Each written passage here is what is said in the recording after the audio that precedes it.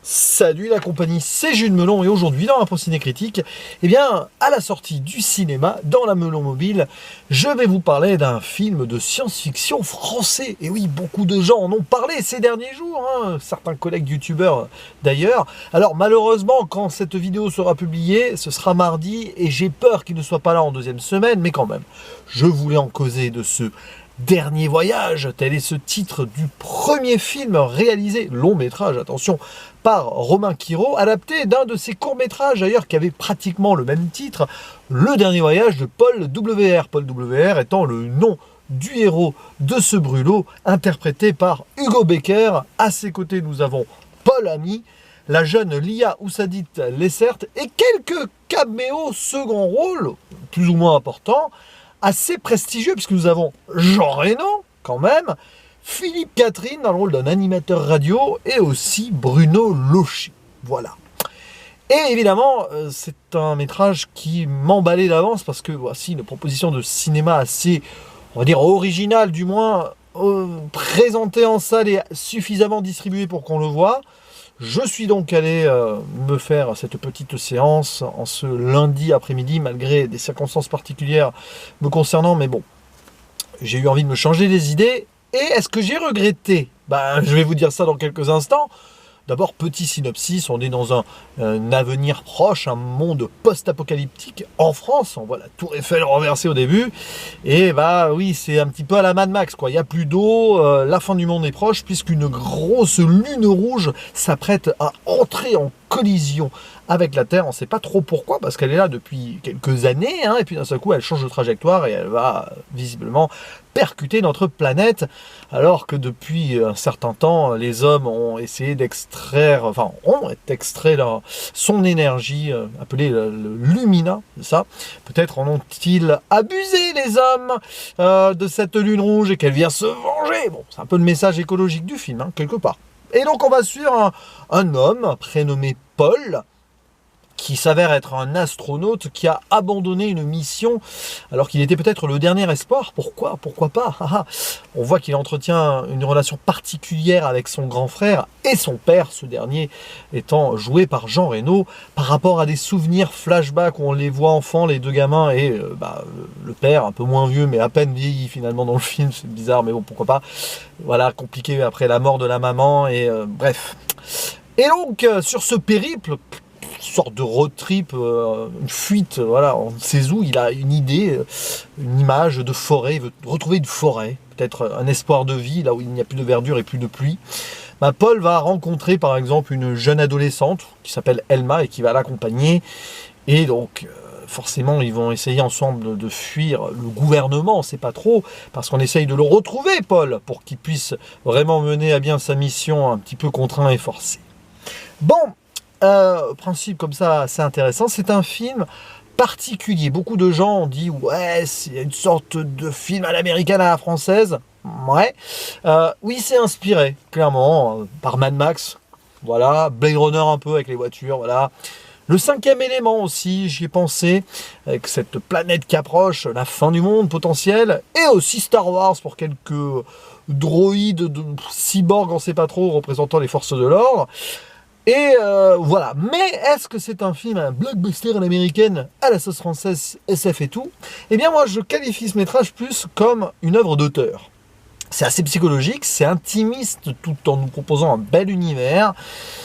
Il y a des idées de réalisation qui sont intéressantes, qui nous vraiment mettent au plus profond de la psyché du personnage principal à travers ses flashbacks, mais aussi voilà, des petites scènes comme ça à droite et à gauche. Je ne vais pas aller dans les détails, en même temps là je suis un peu à chaud, donc je n'ai pas forcément le recul nécessaire pour analyser sur ce point-là.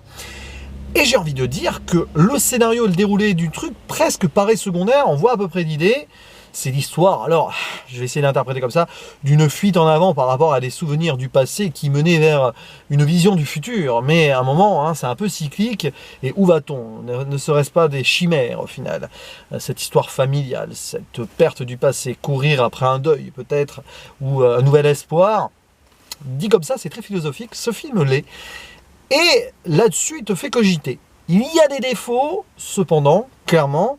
dans le déroulement des scènes, l'enchaînement. En fait, c'est un film qui souffre pas d'un rythme bâtard. Attention, hein, le terme est mal choisi peut-être, mais disons que voilà, dans l'enchaînement, des fois, tu as l'impression que tu as des petites ellipses de trucs qui auraient pu s'accoler, etc., et faire un film de 2h30, beaucoup plus fourni, etc.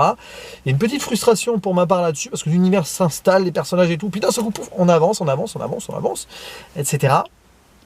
Et ça confère vraiment, d'ailleurs, au film cette touche auteuriste, philosophique, mais parfois, du coup, c'est un peu entre deux eaux. Et, ouais, sur le plan de l'écriture scénaristique pure, il y a quelques écueils.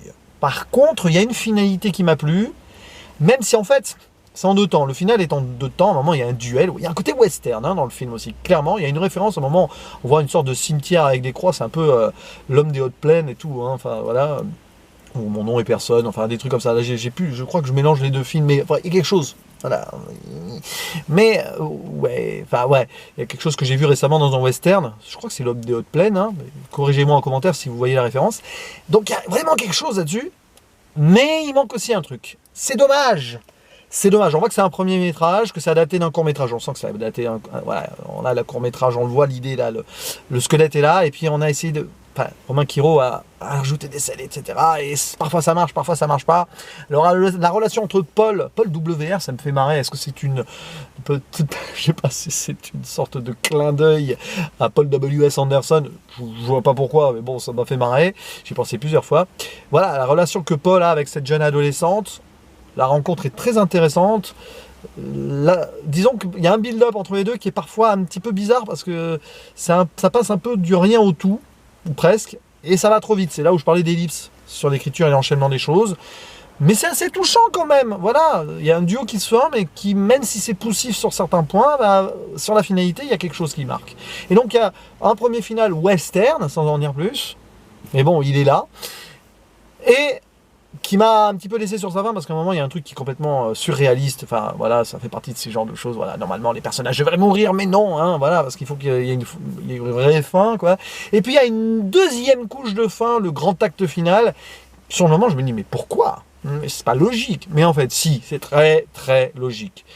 Et on en revient un petit peu à cette boucle que j'évoquais plus ou moins indirectement, là, sans spoiler. Je pense que c'est un petit peu ça, le message de Romain Quiro. Donc c'est un film passionnant à revoir et à analyser. Il y a des défauts, vraiment. Oui, il y en a. Certains ont certainement dû passer à côté parce que ce film peut laisser sur le carreau avec ces défauts-là. Je comprends que certains aient détesté. Je sais que des personnes que je connais d'ailleurs n'ont pas aimé le film. Mais il y en a d'autres qui ont adoré ou très fortement apprécié. Moi, je vais vous le dire, j'ai apprécié, mais par contre, je salue l'effort. Vraiment, Romain Quiro, bravo monsieur, parce que en plus, j'ai vu une petite interview avant le métrage, là, comme quoi ça a été très difficile pour lui à produire et tout. Tu m'étonnes, ce genre de film en France, c'est compliqué à mettre en place. Il l'a fait, il a proposé quelque chose, l'univers est assez complet, assez riche. On aurait envie d'en voir, voilà, des petits spin-offs et tout. Je suis pas trop fan de ce genre de choses, mais on aimerait voir un petit peu ce qui s'est passé, comment on en est arrivé là. Hein. Évidemment, l'homme a trop usé de l'énergie, tout ça, et ne peut s'en prendre qu'à lui-même. Et voilà. Après l'humour, voilà, aussi l'humour dans le film. Ouais, à un moment, ça veut dédramatiser et tout, ça passe moyen. Mais quand même, franchement, pour la proposition et pour le côté réflexion derrière, j'ai envie d'attribuer à ce film un 7 sur 10. Ça va pas être un énorme 7 sur 10. Mais franchement, voilà, je le dirais là, si jamais il est encore une semaine de plus à l'affiche quelque part et que vous ne l'avez pas vu, foncez, sinon donnez-lui sa chance en sortie physique en fin d'année. Regardez-le, voyez un petit peu ce que ça vous procure comme effet, et puis ben, on en reparlera. Sinon, si vous avez vu le film, ou que vous voulez en parler, même si vous ne l'avez pas vu comme ça, n'hésitez pas à réagir en commentaire, on débattra ensemble. Quant à moi, il ne me reste plus qu'à vous dire à la prochaine. Ciao!